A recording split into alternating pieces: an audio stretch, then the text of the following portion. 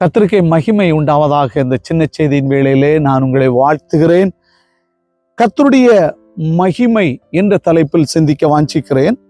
ஏசாயா 60வது அதிகாரம் 2வது வசனம், இதோ இருள் பூமியையும் காரிருள் ஜனங்களையும் மூடும், ஆனாலும் உன்மேல் கர்த்தர் உதிப்பார், அவருடைய மகிமை உன்மேல் காணப்படும். அவருடைய மகிமை என்று சொல்லும் போது அவருடைய பார்வை, அவருடைய வழிநடத்துதல் உண்மையில் காணப்படும்.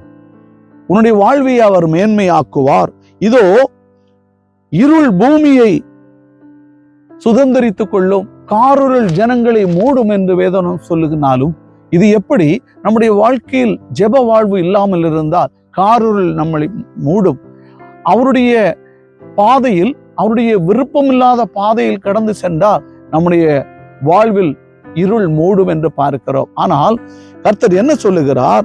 என்னுடைய விருப்பத்தை நீ நிறைவேற்றினால் கர்த்தர் உன்மேல் உதிப்பார், அவருடைய பிரகாசமான பார்வை நம்முடைய வாழ்க்கையில் உண்டாகும், அவர் மகிமையான வாழ்வை உங்களுக்கு தருவார். இந்த மகிமையான வாழ்வை பெற்றுக் கொள்வோம்.